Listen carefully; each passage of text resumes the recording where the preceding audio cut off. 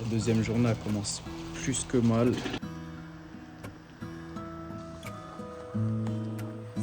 Il y a un dilemme qui n'est pas vraiment un dilemme parce que la réponse, je l'ai déjà.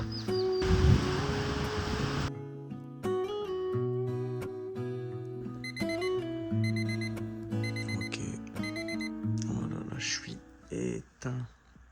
Il est 4 heures du mat.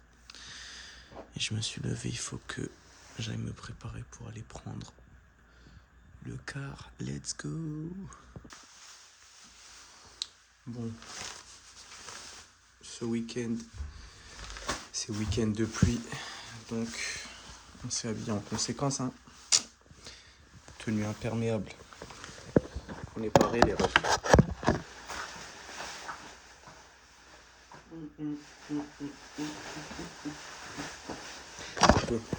On arrête tout de suite les bêtises.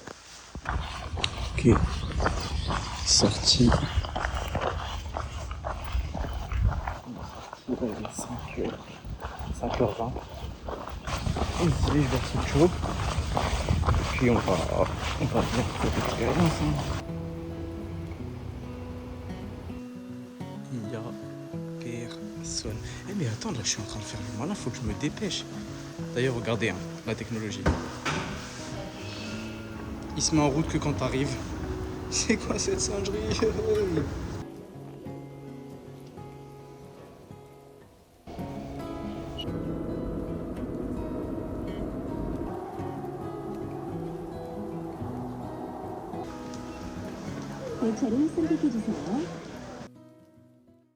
Ok, donc comme vous avez pu le voir, nouvelle vidéo cette fois-ci sur une de mes villes préférées, Sokcho. Donc Sokcho, c'est une ville très particulière, donc vous allez le voir au cours de la vidéo, mais en fait c'est une ville qui regorge d'histoire.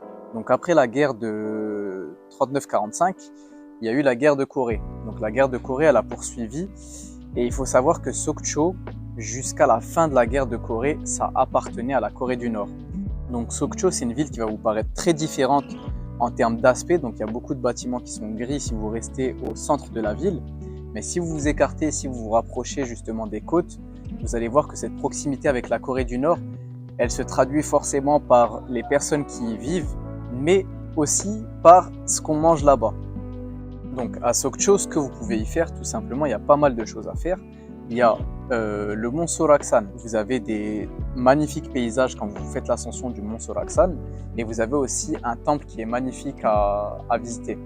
Vous avez également la plage. D'une part, les plages de Sokcho sont très réputées pour leur beauté, parce que l'eau elle est assez claire et vous avez vraiment des belles plages qui se trouvent sur le bord de la côte est de la Corée. Et d'autre part aussi parce que vous avez une forte activité de pêche sur le nord de Sokcho. Donc en dehors des belles plages, vous allez aussi, comme je vous l'ai dit précédemment, pouvoir profiter d'une nourriture. Pour moi, c'est l'endroit en Corée où j'ai le mieux mangé. C'est l'endroit en Corée où j'ai le mieux mangé parce qu'en fait, la proximité avec la mer, vous avez la possibilité de manger du poisson hyper bon, des fruits de mer, du crabe, des gambas, et bref. J'ai trop bien mangé à Sokcho. Donc je vous laisse voir la vidéo par vous-même et puis faites-vous votre propre avis sur si vous considérez que c'est une ville à visiter. Du coup, là le ticket il est pris, mais le bus il arrive que à 8h20. Genre soit je vais dans un petit truc là ici, soit je vais au Combini, je sais pas encore.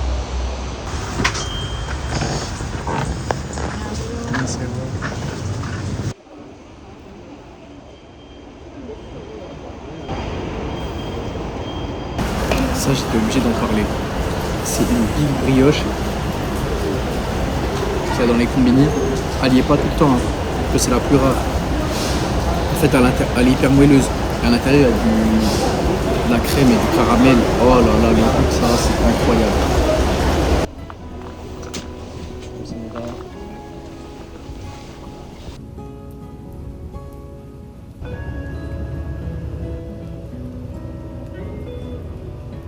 Les amis, on est enfin arrivé à Sokcho. Ça s'annonce super stylé, mais on va voir. Hein.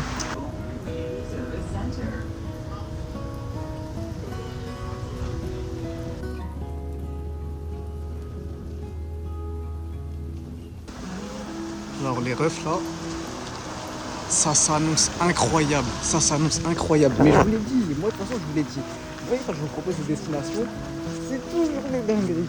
Oh, c'est toujours des dingueries. Là à l'entrée, vous avez un petit endroit pour manger avant de rentrer sur le chemin. Alors, donc là-bas, il faut savoir qu'il y a le temple. Et de ce côté-là, il y a les Biryong Falls. Donc là, ce que je me dis, c'est est-ce que je vais d'abord au Biryong Falls ou est-ce que je vais au temple? Parce qu'au temple, il m'a l'air d'y avoir des gens. On va aller au temple parce que c'est que à côté. Allez, hop. Donc là, on arrive au temple. C'est impressionnant.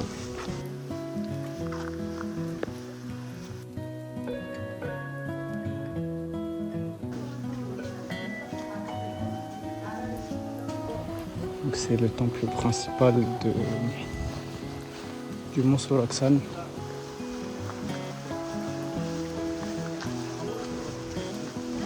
Ok, verdict de l'expérience.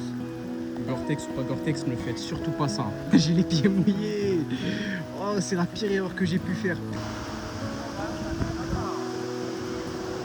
Non mais, s'il vous plaît, admirez ça, wesh. La pluie. En fait, je cours parce que sinon je vais pas avoir le temps de tout faire. Donc je me dépêche et je vous filme tout là-bas. Bon. Pause, doucement, slow down.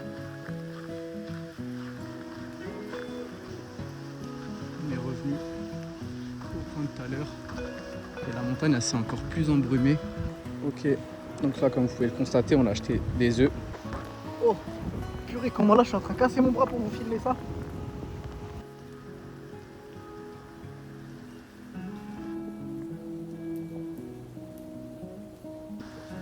Dernier step. Donc après avoir pu explorer entre guillemets le mont Soraksan et son parc qui l'entoure, je vous avoue que j'étais KO. J'étais en bazar parce qu'il y a des choses qu'on voit pas à travers la caméra et qu'on essaye de pas retranscrire en filmant du coup les vlogs. Mais c'est très éprouvant. Je vous jure que c'est très éprouvant. En fait, on passe par des moments au cours de la journée qu'on n'a pas envie de vous montrer parce que sinon, on est de mauvaise humeur dans la vidéo, on est aigri, on n'est pas joyeux, on sourit pas. Et en fait, à ce moment-là de la vidéo, ça se ressent un petit peu, je pense. Je vous dis la vérité, là, je vous montre que le positif. Hein. Mais j'ai mouillé mes pieds, mes choses qui s'étaient mouillées, je les ai enlevées. Là, mes pieds, j'ai des ampoules de fou malade. Je sens même plus, j'ai trop mal aux pieds et tout ça. Mais regarde mon sourire, parce qu'en vrai, c'est trop bien là ce qui se passe. On va pas se plaindre, hein. Donc malgré tout, ça m'a permis aussi de relativiser. Donc je me suis posé aussi beaucoup de questions pendant l'ascension, étant donné que j'étais tout seul, et notamment sur pourquoi j'aime bien voyager tout seul. Donc j'aime bien voyager tout seul déjà pour deux raisons simples.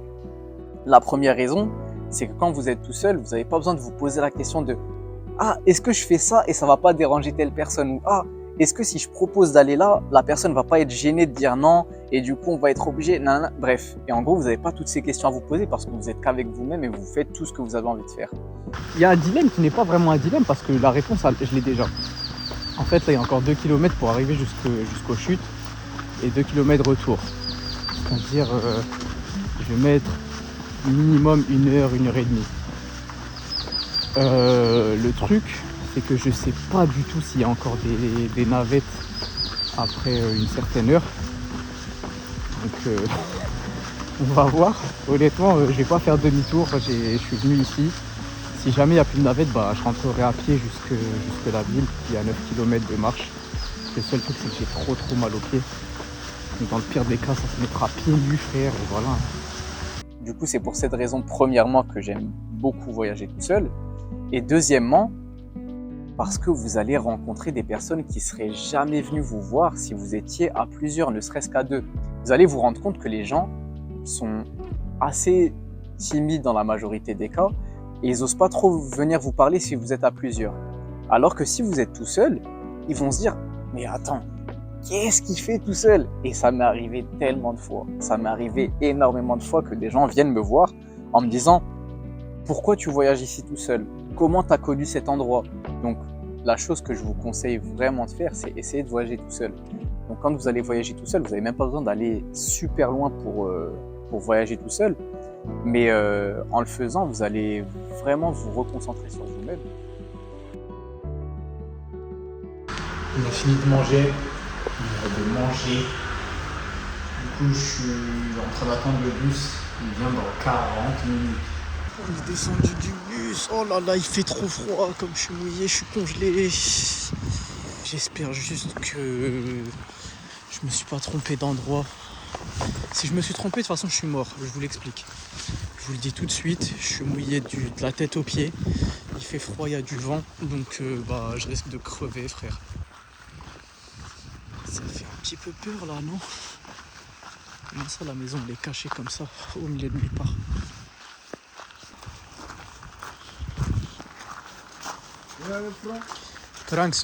Pranks salamde. Verdict de cette première journée, franchement c'était incroyable. Et ça me fait vraiment plaisir parce que ces temps-ci je passe vraiment que des bons moments. Je profite de chaque instant. Et là, je suis en train de relire ce petit livre. Parce que j'ai déjà lu une première fois. Et je kiffe de ouf. Demain, direction le port. Il y a un petit village de pêcheurs. Je vais essayer d'aller voir comment c'est. J'espère qu'il pleuvra pas trop. Une averse, les amis! Et puis après ça, je pense retour sur Séoul. Fin de journée, le lendemain, réveil assez matinal parce que je vous avoue que j'avais pas hyper bien dormi avec la fatigue, avec le côté humide qu'il y avait à Sokcho. Donc j'en ai profité pour organiser ma journée et notamment pour me rendre au village d'Abay. Donc, le village d'Abay, c'est un village dont la majorité de la population qui se trouve dans ce village sont des réfugiés nord-coréens. Des réfugiés nord-coréens. Donc vous allez avoir des personnes qui parlent avec un dialecte qui est propre à eux, donc qui ont des mots qui sont propres aux Nord-Coréens, qui ont une nourriture qui est propre à la Corée du Nord, et qui ont aussi une attitude qui est propre aussi aux gens de la Corée du Nord. En fait, là, vous êtes avec des Nord-Coréens. Et on se rend pas, sur le coup, je me rendais pas compte de la chance que j'avais. En fait, j'ai pu manger chez une mamie de la nourriture nord-coréenne. T'as fait une dinguerie, gros, c'est incroyable ce que t'as vécu. En fait, t'as côtoyé des personnes qui potentiellement étaient dans un des pays les plus fermés au monde.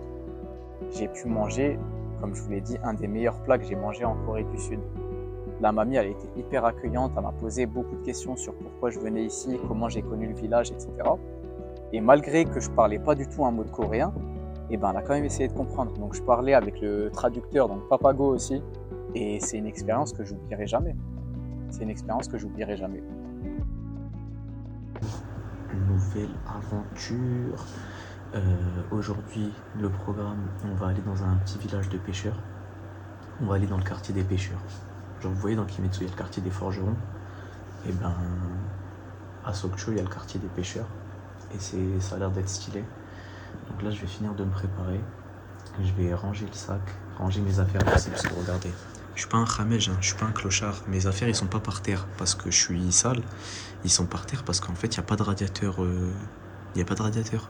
C'est le sol qui est chauffant. C'est le sol qui est chauffant. Donc, pour que le sol il sèche mes habits, je les ai mis par terre. Donc, voilà ma petite explication. Et je vais finir de me préparer.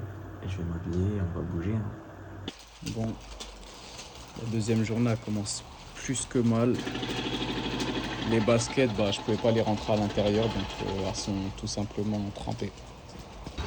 Bon, du coup on l'a fait avec les moyens du bord. Basket mouillé, j'ai mis un sac plastique autour de mes pieds, et voilà. La montagne elle respire.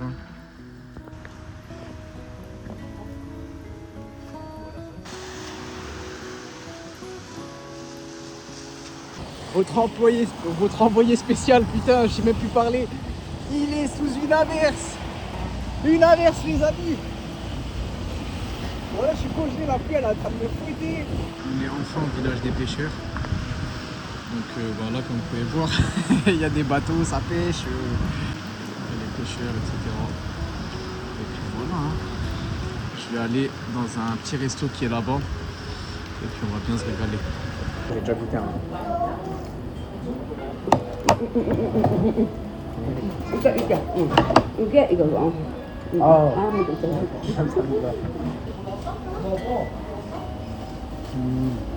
Une chute de poisson, c'est du périla. On est bien accueillis. Donc là les refs, le plat principal il vient d'arriver. C'est une singerie, comment c'est bon. Qu'était ça? Voilà du crabe, tout. 감사합니다. 네. 안녕하세요. 안녕히 가세요. 네. 맛있어요. 엄마가 치즈 서비스 나가고 공개라면 Donc après avoir dégusté ce plat, je me suis dit, est-ce que tu rentres? Est-ce que tu rentres pas? Parce que je vous dis la vérité, et j'étais cuit. Ça faisait 2 jours que j'enchaînais sous la pluie. Là, il pleuvait vraiment à verse. Sur la vidéo, ça se voit pas beaucoup, hein, mais il pleuvait à verse. J'étais mouillé, heureusement que j'avais mon chapeau qui était imperméable, ma veste imperméable, basket, tout. Mais il pleuvait énormément. Et en fait, j'en suis arrivé à un point où j'étais tellement fatigué que je me disais, ok, est-ce que tu veux pas faire l'impasse sur le phare et du coup rentrer tranquillement, aller jusqu'à la gare, prendre ton ticket, attendre le car et rentrer chez Watt. Rentre chez Watt. Et ça, c'est ce que mon cerveau, il était en train de me dire. Donc ça, mon cerveau, il me disait, mais vas-y, rentre, pourquoi tu veux te prendre la tête? Oh, vas-y, rentre, va te reposer. Et au fond de moi, je me disais, mais non, mais t'es un fou. En fait, t'es un malade mental. Parce que si tu rentres maintenant, ça se trouve, tu vas passer à côté d'un truc de fou. Et juste, en fait, en dehors de ça, je me suis vraiment posé la question de est-ce que c'est vraiment ce que tu as envie d'être? Est-ce que tu as vraiment envie d'être quelqu'un qui abandonne et qui, genre, juste parce qu'il y a de la difficulté, ben non, du coup, tu fais demi-tour et tu rentres chez Watt? Eh ben non. Alors, on vient de finir de manger. Je vous dis la vérité, les refs. Voilà. Je commence à avoir super froid.